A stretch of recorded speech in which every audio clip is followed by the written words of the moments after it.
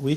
Il y a une chose qu'on n'a pas assez notée en Grèce quand même, c'est que le peuple grec a été appelé aux urnes quasiment 6 fois en 2 ans. Ils y retournent là. Et ils y retournent. C'est terrifiant. C'est terrifiant. C'est terrifiant. C'est terrifiant. Alors Varoufakis, c'est qui chez nous? Enfin, vous comprenez, on doit toujours chercher par des. Je pense que c'est un étudiant attardé, Varoufakis. Je pense que c'est un étudiant attardé, Varoufakis. Une espèce de gauchiste qui continue à être c'est un révolutionnaire. Fort en gueule. C'est un révolutionnaire. Fort en gueule. C'est un révolutionnaire. Fort en gueule. C'est un révolutionnaire. Fort en gueule. Il est révolutionnaire comme on est révolutionnaire au boulevard Saint-Germain. C'est-à-dire qu'il a un train de vie avec une épouse. Un révolutionnaire en tweed, vous voulez dire? Un révolutionnaire en tweed avec une très grosse moto. On avait pu admirer dans Paris Des vêtements avec une piscine chez lui. Enfin, il a tout ce qu'il faut pour vivre. Et alors, c'est quoi son idéologie? Vous nous dites c'est un idéologue, c'est quoi? C'est une idéologie très gauchiste.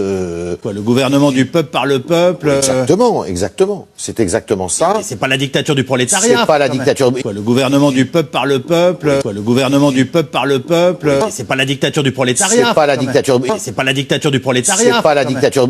Arnaud Montebourg ne fait que nous répéter ce qu'il a dit, un petit peu plus mezza voce l'année dernière, mais ce qu'il a dit précisément. La seule différence, c'est qu'il était ministre et qu'aujourd'hui, il ne l'est plus. J'ai envie de vous dire que c'est pas une provocation annuelle qui va changer le cours des choses, non? Absolument. Exactement. En gros, on peut parler de l'Europe allemande et c'est pas faux de dire que l'Europe marche, je dirais, au rythme allemand puisque c'est l'économie qui marche, c'est évidemment. Mais derrière ça, il y a quand même une germanophobie qui est assez embarrassante. Et le meeting de Frangy-en-Bresse est un meeting germanophobe. Parce que il y aura quand même des partis de gauche, des partis de droite, des partis du centre et des partis extrémistes aux futures élections et notamment aux présidentielles. Des partis extrémistes, Corinne Lepage nous dit, finalement, les Français ont le sentiment d'être dépossédés de la vie politique, des décisions et tout. Et pourquoi ils se sentent de plus en plus dépossédés? Parce que les hommes et les femmes politiques eux-mêmes leur ont dit, mais subliminalement, c'est pas nous qui décidons, c'est l'Europe. Et plus l'Europe prend une place dans le débat politique, plus les Français, les Allemands, enfin tous les peuples... Mais c'est honteux de dire ça, on a signé librement des accords, j'allais vous dire, un mariage avec l'Europe, un mariage à plusieurs, avec des alinéas, on est allé chez le notaire. Je dis à nos téléspectateurs de lire, parce qu'ils le trouvent sur Internet, le texte qu'il a publié ce matin dans Les Échos, enfin, où il redit, à la lumière de la gauche que l'on analyse ce soir grâce à la présence de M. Varoufakis, mais enfin, où il dit qu'il faut absolument baisser les impôts, et il rappelle le rôle de l'entreprise. C'est un Premier ministre de droite. Voilà. Donc, non, réaliste.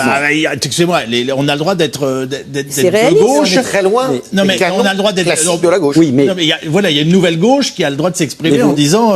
Mais bien sûr. Mais cette nouvelle gauche, réaliste. autant ça existe en Allemagne, ça existe en Grande-Bretagne, mais en France, ça n'existe pas.